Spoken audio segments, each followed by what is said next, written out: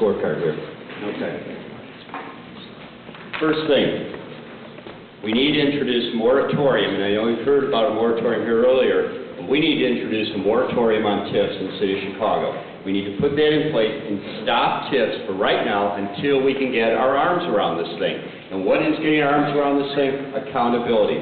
We have to legislate accountability for TIFs. We have to make sure that any TIF in the city of Chicago, including here in Rogers Park in the 49th Ward, that there are guidelines in terms of how this accountability is done, in terms of opening up for community involvement. You know, the fact is that over the past 16 years, if we were doing what we should be doing in terms of community revitalization on Howard or over by Loyola, we wouldn't have needed a TIF, but of course we haven't been, so we do need a TIF. But we do need to have accountability if that's the case. The communication is very important. And I'm going to ask you right now, just 49th Ward, how many of you here know what's going on over at the Loyola TIF? Have received some communication recently on what they're doing and what's going to end up happening over there? And by the way, anybody here on that advisory panel, if it does exist? I'm sorry, maybe you didn't hear my question. Apparently not. If we communicated as well from the Alderman's office over the past 4 years on TIFs as we've been getting over the past 4 weeks in campaign literature, you'd all know what's going on. Thank you.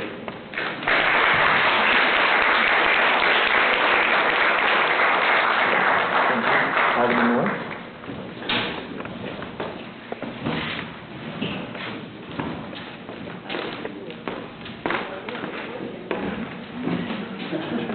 A TIF is like any tool. It's like a hammer. You can use a hammer to build a beautiful building, or you can use it to destroy a community. And TIFs can be a good tool. The example is the Gateway Shopping Center. Gateway Shopping Center would not have happened without tax increment financing. We would not have gotten the full-service grocery store, the Dominic's, that is still open, and hiring people from the community at union wage jobs. We would not have had the ability to force a bad developer who owns property at Howard and Ashland to either develop that site or turn it over to someone else who will, and we're in the process of doing that. We would not have had the ability to go into a vacant synagogue on Pratt Boulevard that's been an eyesore and a danger to the community, and have that ability to take that synagogue and improve it. So the question is not that TIFs are automatically bad, it's how they're used. I was one of 3 aldermen to vote against the LaSalle Street TIF because I felt that was a horrible expenditure of city dollars. One of 3 aldermen. In the TIF up here in Rogers Park, we were the only community, other than the community at the Wilson Yard development down in the 46th Ward, that did have a process. And you can always criticize the process, and I believe the process could have been improved. But we were the only neighborhood in the city, other than Uptown, that had a community process. And out of that process, we put into place the Neighborhood Improvement Fund that provides funds to landlords to fix up their buildings, in return for which they set aside percentage of units in those buildings for affordable rental housing.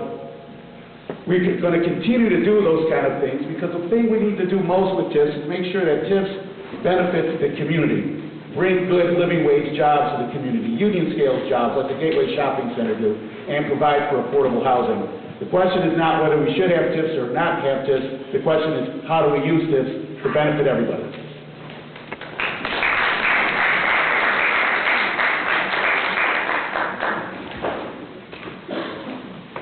That concludes our...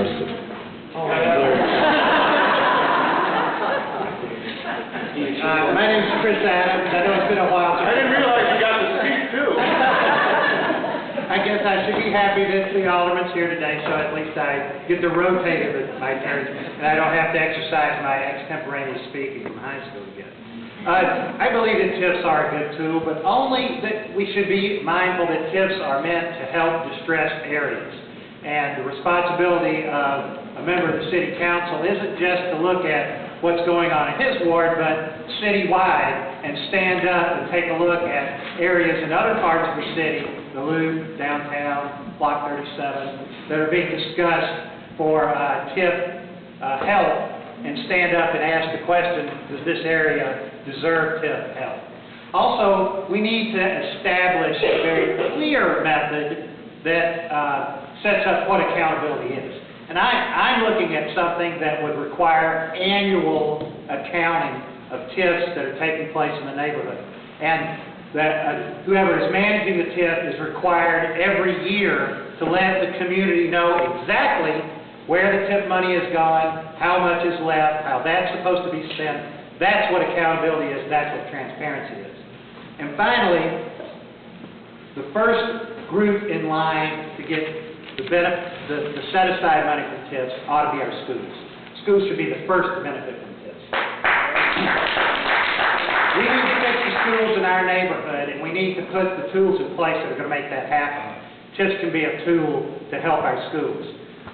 One other point that we should also not let go, since the Alderman did bring it up. We dodged the bullet this last time on our Dominick's at Gateway Plaza. Our Dominick's is on the watch list, and the fact that it didn't close this time doesn't mean it's not going to close next time. Wait a second, don't just do that. Yeah, just go ahead. Where do you come, where do you come, he does time? I've spoken with people at Dominick's, Alderman, and I've been warned that our grocery store is underperforming and is in trouble. We don't fix it.